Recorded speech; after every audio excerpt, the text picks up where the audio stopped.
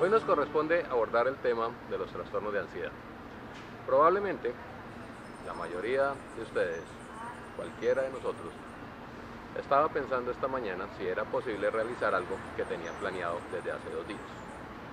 Esa pequeña incertidumbre que se genera de inmediato podría generar un síntoma de ansiedad.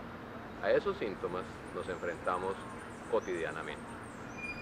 Todos hemos escuchado hablar del estrés. El estrés, un término derivado de la física que se refiere a tensión, se aborda después de haber sido contemplados otros términos, como por ejemplo el señor Cannon a finales del siglo XIX plantea el término de la homeostasis, donde básicamente todo organismo tiende a estar en equilibrio. Después, a comienzos del siglo XX, el señor Selye aparece hablándonos de la reacción general de adaptación. Es decir, teníamos una situación que en un momento dado nos comienza a generar una tensión y frente a esto tenemos una señal de alerta, tenemos una resistencia y posteriormente llegaría un periodo de agotamiento. Estos son los conceptos que se manejan durante buena parte del tiempo hasta que hacia el año 88 aparece un nuevo concepto que es el de la alostasis. La alostasis involucra elementos que contemplan lo cognitivo. Lo cognitivo es cómo capto yo información, cómo la proceso, cómo la almaceno y cómo la vuelvo a utilizar posteriormente.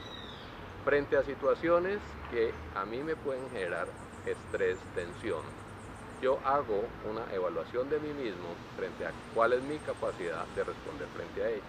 Evalúo mis recursos y con la exposición sucesiva a diferentes situaciones voy haciendo memoria de los mismos y un aprendizaje para poder enfrentarlos. En la medida en que mi organismo, a través de su cognición, es decir, de cómo capto la información y los demás procesos, entiende el proceso, lo aprende a manejar, la respuesta del organismo lo va a hacer mantener una condición de estabilidad.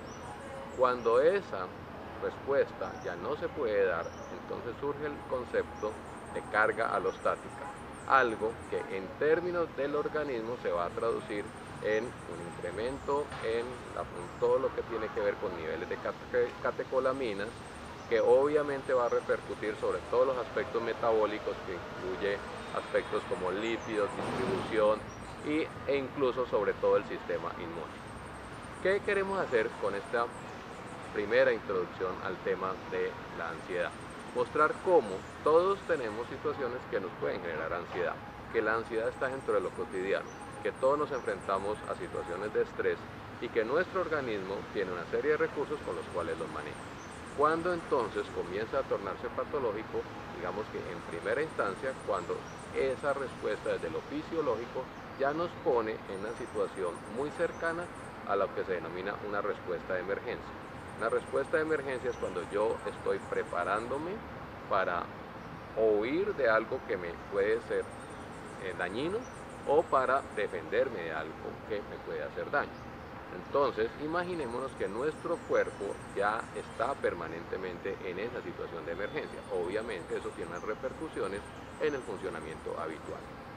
La psiquiatría se ha encargado entonces de clasificar algunos trastornos donde este tipo de respuesta se da y tienen expresiones diferentes. Hablemos en primer lugar del trastorno de ansiedad generalizado. En el trastorno de ansiedad generalizado, lo que vamos a encontrar como síntoma predominante es la sensación de parte del paciente de que algo puede ocurrir.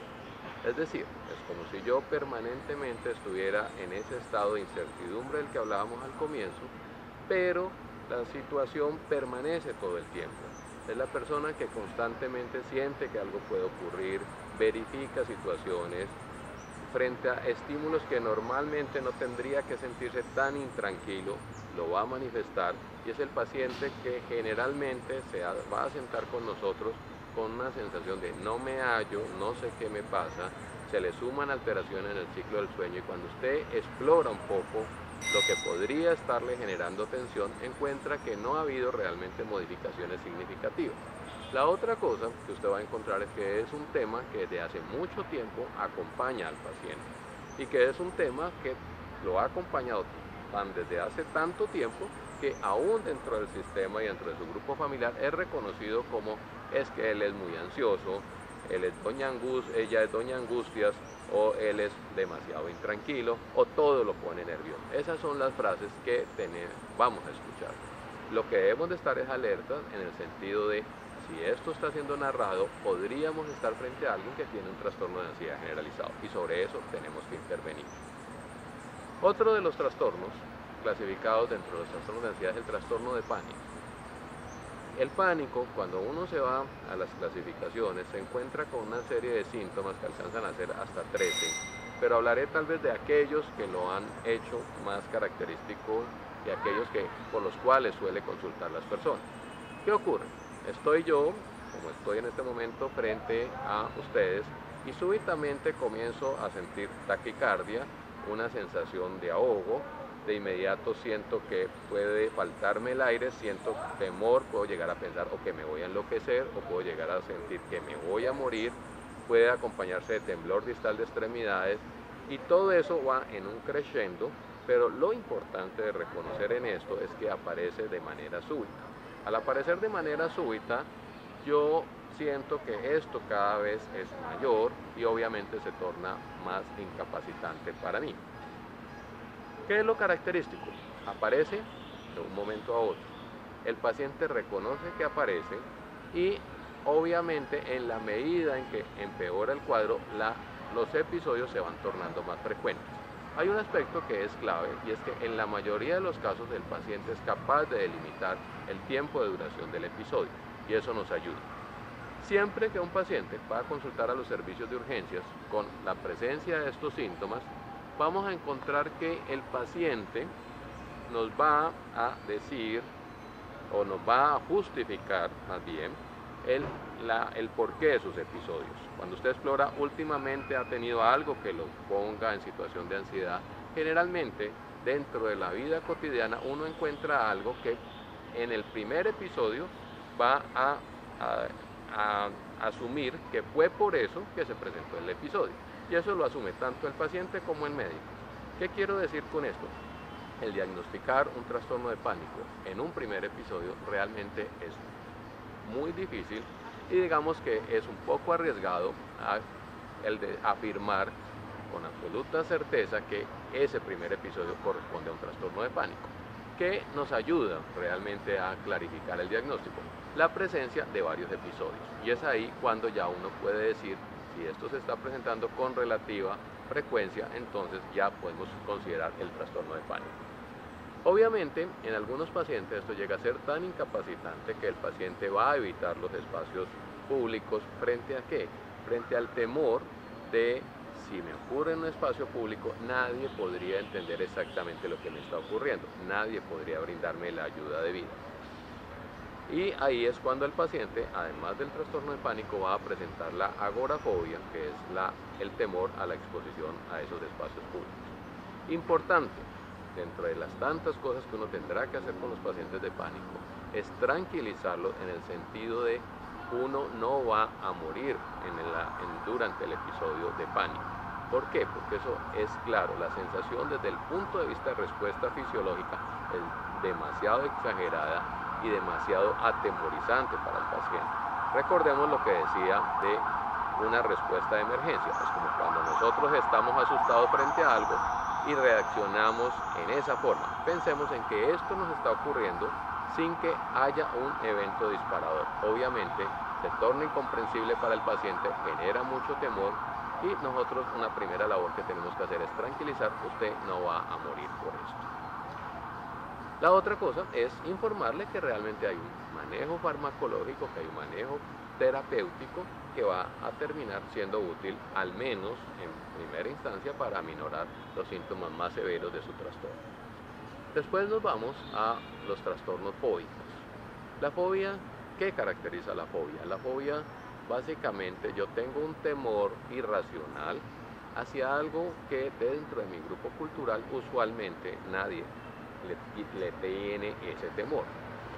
Hay una claridad que vale la pena mencionar, y es que en la fobia yo hago evitación de la situación. O sea, inicialmente tiendo alejarme del estímulo que me produce el temor, posteriormente evito completamente el estímulo.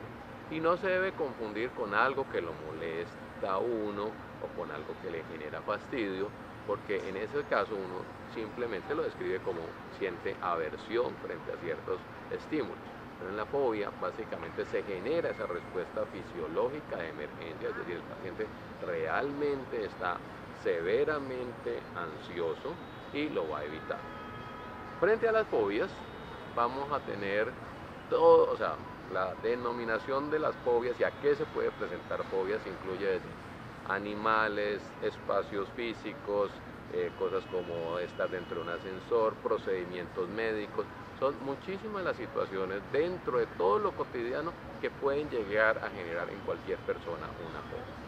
Entonces, una de las primeras cosas que tenemos que asumir es que cuando el paciente nos hace ese relato de que evita la situación, cualquiera que sea, es no minimizar ni el asunto como esto no es nada, realmente sí es una dificultad seria para el paciente, y tranquilizarlo en el sentido de que uno puede hacer reacciones fóbicas frente a muchas cosas. Dentro de las intervenciones, las que se utilizan, las más comunes, son la denominada terapia implosiva, donde yo expongo al paciente al estímulo fóbico de una manera súbita, total, con la idea de que el paciente reduzca posteriormente la respuesta de evitación. Entonces, si le teme a un espacio de grandes alturas, yo súbitamente lo sitúo en una situación de estar en el edificio más alto, y eso es un tipo de terapia implosiva. O la otra es la denominada desensibilización progresiva, donde yo gradualmente lo voy exponiendo a las situaciones que pueden generar tensión. Entonces, si le tiene miedo a los gatos, por ejemplo, lo expongo primero a cosas tan elementales como dibujos, colorear láminas aparentemente inofensivas que evoquen la imagen acá del animal al cual le tiene miedo, y progresivamente lo voy exponiendo a la situación hasta que el paciente se siente relajado.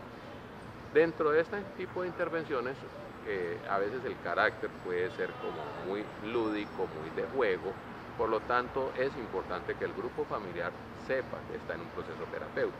¿Para qué? Para que nadie vaya a intervenir sobre un proceso de sensibilización gradual, cosa que ha ocurrido, donde alguien puede bromear con el procedimiento y entonces súbitamente exponer al paciente a la situación a la que justamente le tiene más temor.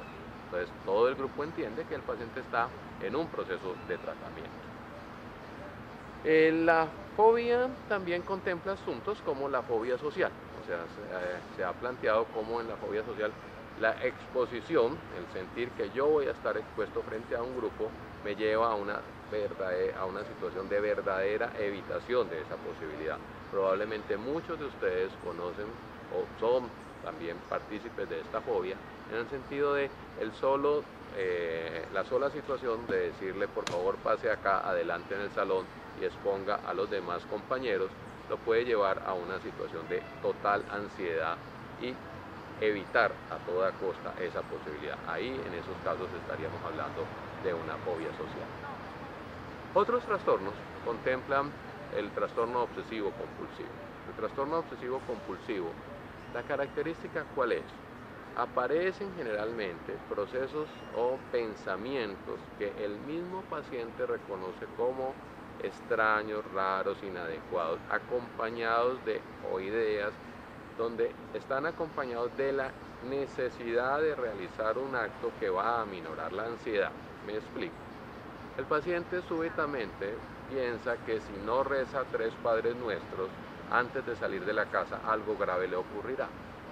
Y entonces el paciente evidentemente no puede salir de su casa porque siente que si lo hace, algo grave puede ocurrir.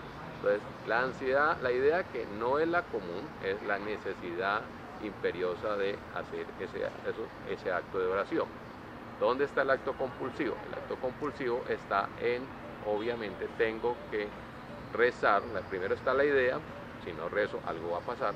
Y luego el acto compulsivo, comienzo a rezar, con lo cual disminuye la ansiedad y ya me puedo sentir más tranquilo. Pueden darse situaciones e ideas de todo tipo. Un asunto que es clave es que la idea, o sea, el paciente va a tener generalmente mucho temor de expresar su idea. Mucho temor porque puede llegar a pensar que si lo expresa, alguien va a pensar que estoy psicótico, alguien va a pensar que perdí contacto con la realidad. Pero el asunto clave que iba a mencionar es que usted debe preguntarle al paciente si esa idea que ha aparecido a él le parece extraña.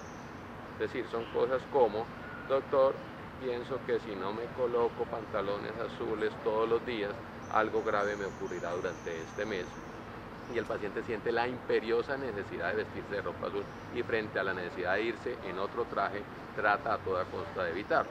Él reconoce que es absurda esa idea que se le ha metido en su cabeza, ese pensamiento que aparece constantemente, pero él tiene que hacer la acción compulsiva porque si no, no se tranquiliza. Importante que el paciente siempre reconozca que aquella idea que ha aparecido realmente es ajena a él. Obviamente, estos procesos son complejos en términos de tratamiento, pero también, obviamente, tienen una buena respuesta frente a lo farmacológico y frente a las diferentes modalidades terapéuticas. El estrés postraumático. Todos nosotros estamos expuestos a la posibilidad de una situación que termine siendo amenazante, generalmente para nuestra integridad física o para nuestra integridad psicológica.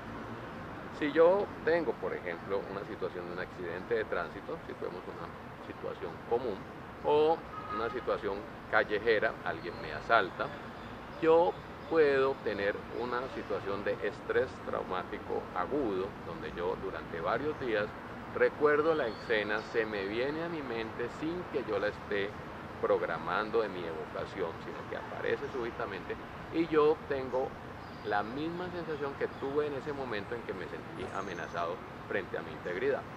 En otras ocasiones esto va empeorando y después de 30 días el paciente continúa presentando los mismos síntomas y esto incluye cosas como levantarse en la noche porque está soñando con el evento, aparece constantemente y obviamente conduce a una progresiva incapacidad del paciente. El estrés postraumático crónico se va a definir como tal cuando va más allá de los 30 días. Entonces, es normal que tengamos un recuerdo de la situación durante los primeros días. Ya comienza a tornarse en algo patológico cuando esto aparece constantemente y me incapacita. Obviamente el paciente termina haciendo otras cosas como evitación de circunstancias que le puedan recordar la situación en la cual vivió el trauma. Ejemplo, hubo un asalto callejero nocturno, pero el paciente ya evita salir en la noche. Entonces, si ustedes se dan cuenta, comienza a configurarse un espectro más amplio del trastorno y mucho más complejo, obviamente, en su tratamiento. De ahí la necesidad de que frente a situaciones traumáticas en cualquier persona, la necesidad importantísima del soporte psicológico temprano. No dejemos que el paciente asuma como yo esto lo supero, yo sé que lo entiendo, yo tranquilamente lo manejo solo. No, el paciente es necesario que intervengamos con él de manera temprana.